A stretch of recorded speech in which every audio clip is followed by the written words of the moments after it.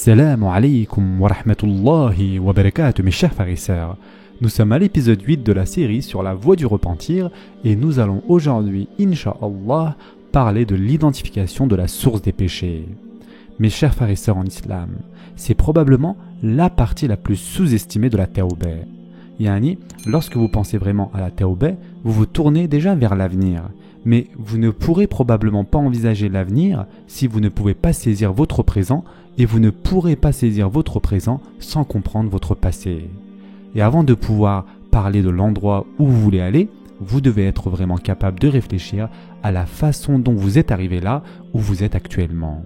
Qu'est-ce que cela signifie concrètement en ce qui concerne la tawbah? L'imam Ibn al-Jawzi rahimullah a dit quelque chose de très profond à ce sujet. Une personne marche et son vêtement s'est accroché à quelque chose. Elle avance et se rend compte que son vêtement s'est accroché à quelque chose. Que doit-elle faire? Revenir en arrière? L'enlever et continuer à avancer? Sinon, continuer tout simplement à marcher et ainsi le déchirer. Il a aussi donné un autre exemple. Il a dit que si une personne marche et qu'elle trébuche sur quelque chose, quelle est la toute première chose qu'elle va essayer de faire? Identifier bien sûr la source qui l'a fait trébucher. Cela fait partie de la compréhension de la psychologie qui consiste à comprendre d'où vient réellement cette mauvaise habitude. Si vous avez développé une mauvaise habitude, vous devez être capable de comprendre d'où elle vient. Et pour cela, il y a 5 paramètres à prendre en compte. Tout d'abord, mes chers frères et sœurs en islam, il y a l'endroit et le lieu. Où étais-je lorsque j'ai commis le péché pour la première fois? D'où cela venait-il en premier lieu? Était-ce associé à un environnement ou encore était-ce associé à un lieu? Deuxièmement, mes chers frères et sœurs, c'est quand? Quand est-ce que j'ai commis le péché pour la première fois? Quand est-ce que j'ai développé cette habitude pour la première fois? Le quand ici vous aidera mieux à comprendre la source du péché. En effet, Shaitan vient à vous en ce qui concerne votre état émotionnel et mental actuel. Il trouve son chemin en fonction de cela. Que reconnaîtrez-vous généralement si vous y prêtez suffisamment attention?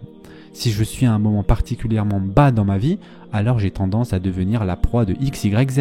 Lorsque je suis à un moment élevé dans ma vie et que je suis insouciant à cause peut-être de l'abondance des bénédictions que j'ai dans ma vie, je suis enclin à faire d'autres choses, etc. Et en fonction de tout cela, Shaitan va venir à vous. Troisièmement, quelqu'un m'a-t-il encouragé à commettre le péché directement ou indirectement? Yani, mes chers frères et sœurs en islam, vous ne pouvez pas échapper à l'effet de la compagnie. Que vous soyez un enfant de 10 ans à l'école, un octogénaire avec des amis ou encore un quadragénaire sur le lieu de travail, vous ne pouvez pas échapper à l'impact des gens qui vous entourent. Et subhanallah, il existe aujourd'hui de nombreuses façons de se féliciter les uns les autres pour le péché ou de l'encourager.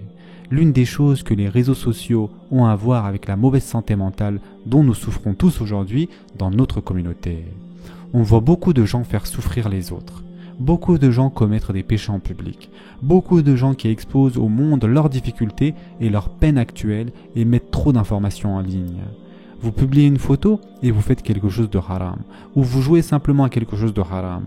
Mais dans tous les cas, ce n'est pas bon de s'afficher en faisant cela. Et encore moins de le faire de toute façon. Et le problème, c'est que l'encouragement, c'est aussi simple qu'un petit j'aime. La personne qui vous encourage lorsque vous commettez un acte haram est en fait un ennemi pour vous.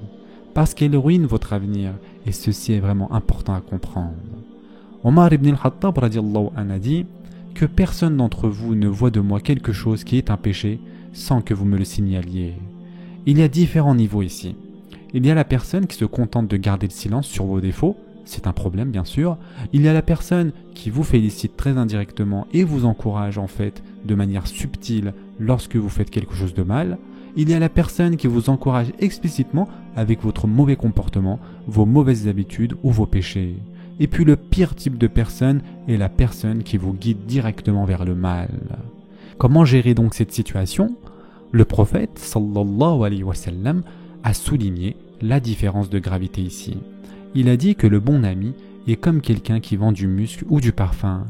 Même si vous n'achetez pas leurs produits, vous sentez bon si vous passez du temps avec eux. Alors que le mauvais ami est comme un forgeron. Même si vous n'achetez rien, vous sentez toujours la mauvaise odeur de la fumée lorsque vous quittez sa compagnie. Le prophète sallallahu alayhi wa sallam a dit que vous serez ressuscité avec ceux que vous aimez. Apprenez donc à connaître les gens qui vous entourent en ce moment même. en termes d'amis, de famille et de cercles sociaux. Le jour du jugement, sont-elles les personnes avec lesquelles vous voulez être associé?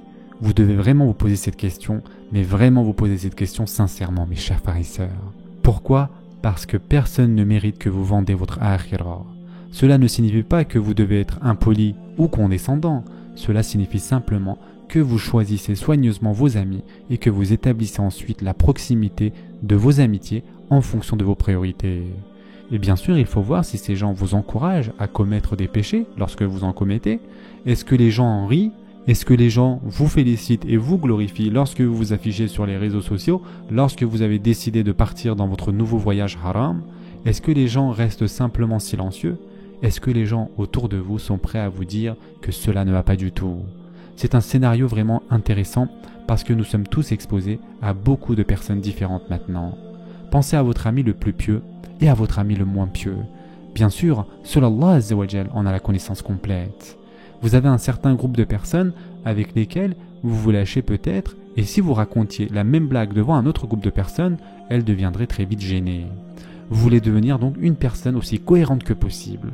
Donc, vous voulez rendre votre cercle social aussi cohérent que possible pour ne pas avoir à être comme un caméléon changeant de couleur dans n'importe quel rassemblement où vous êtes assis.